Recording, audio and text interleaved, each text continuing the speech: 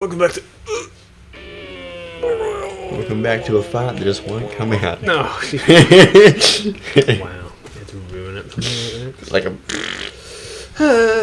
I don't know why I have this stupid little man attached to me. Why did I equip that now? It's so stupid. Why have you got the? I'm gonna take it off because I'm about to go fight a boss that is hard. Except it's not hard because I know how to defeat it, but I might still die once or twice. Okay. I don't know. It's kind of hard to say. I haven't gone back to get the strongest sword, so I might have a little bit of a tough time. But check it out, glowing womb.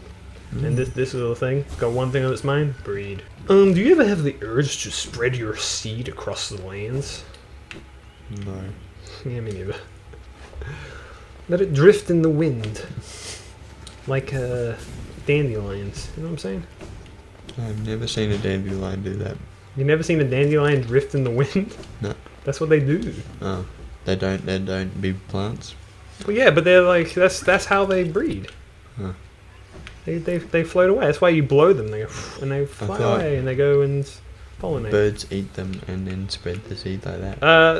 That's general trees and shit. Mm-hmm. Basically, there are a few bosses in this game. You remember this guy? He was one of the first bosses. He was a little maggot in some armor. You might notice his body is gone. Yeah. So if you come up here and you walk over here.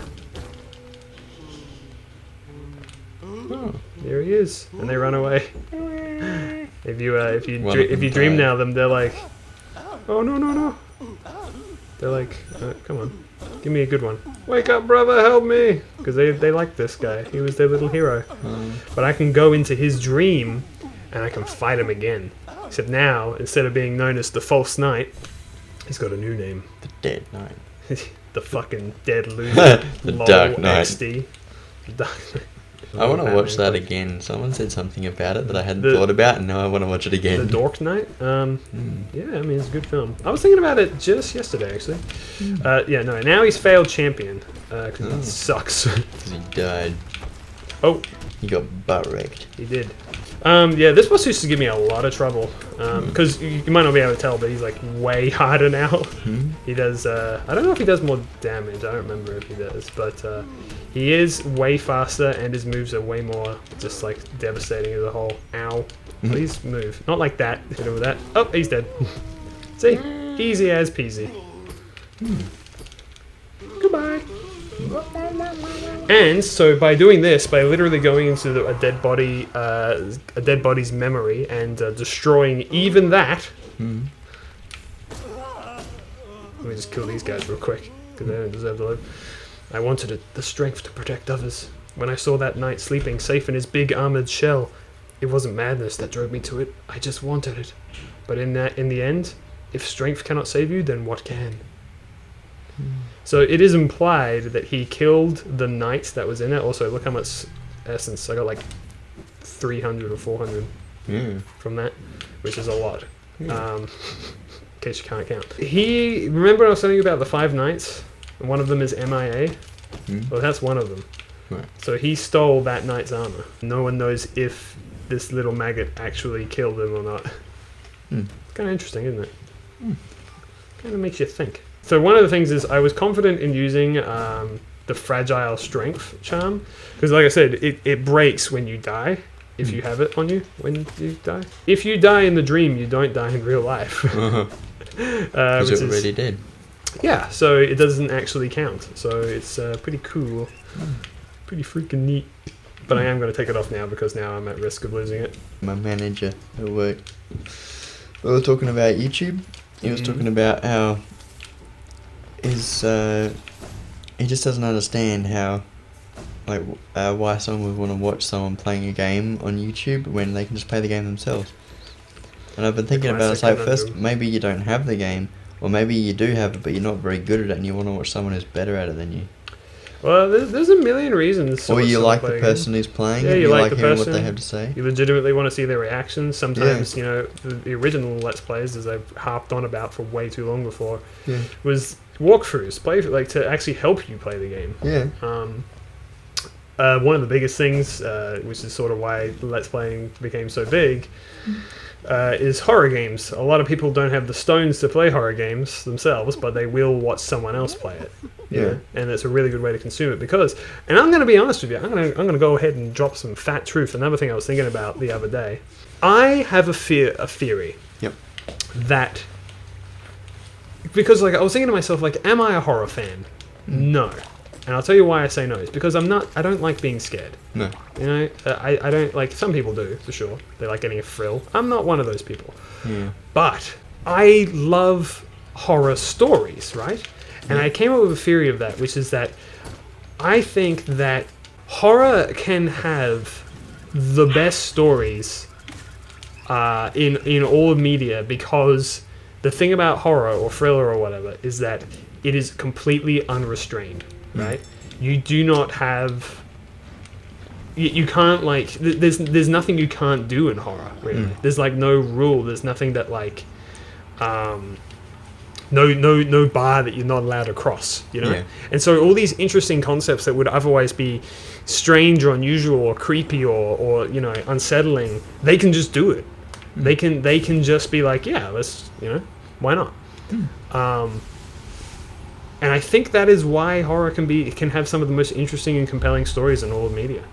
I know it's kind of like a big claim, but I think about all the horror games that honestly, like, you know, the reason that like FNAF, for instance, has such a huge fan base is because the lore and the stories behind it are so intriguing. Like Amnesia as well.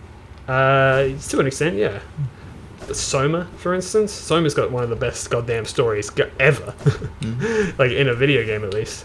Yeah. And and so I was kind of thinking to myself that horror or at least thriller is really interesting because you got no restrictions. You know, you can, if you're having like an R-rated film or a story, you can just go ham. It's kind of a part of why Suicide Squad is so fun, is because they just kind of can just do it. You know, they can just do whatever and it just works. Yeah. There's no restraints on storytelling at all, and I kind of really love that. Remember this boss I had a really hard time with? Well, I'm doing it again, except I'm doing the harder version. I don't know why I had such a hard time with him the first time. This is definitely my boss. Everyone has like apparently in Hollow Knight a boss that is like weirdly hard for them. This is definitely one for me, or at least the normal version. Yeah. That and Nosk. I'm still not good at Nosk. Maybe that's what I meant. What? Nosk. What about him? That's the one that I thought Yeah. you meant No Eyes. Maybe that's what it was. I was thinking Nosk. I'm so fucking stupid. I didn't even You get to spelled the straight. arena. I just died. But yeah. And they could be the most compelling, you know, like The Shining is a film that's like stuck with me, not because it was particularly scary, but because it just had such interesting concepts and stuff that you wouldn't see in like a regular film. And that's the thing. And I'd be really interested. I like to watch horror films, not because I like being scared, but because I think that they can have some of the most engaging and interesting stories in film. Have we fought Lost King before? We have fought its not bad version. Oh. It's default version. So this is its memory, right? Alright. So this is like harder. Alright. Why would its memory be harder? Because it's This is how it sees itself, I guess. Well, it's kind of weird, right? Because this is the one boss that I don't really understand why it's like this, because it being all infected by the infection is like, why would you want to remember yourself like that, dude? Maybe his consciousness is gone and it's taken over by the infection and warped by the infection. Probably.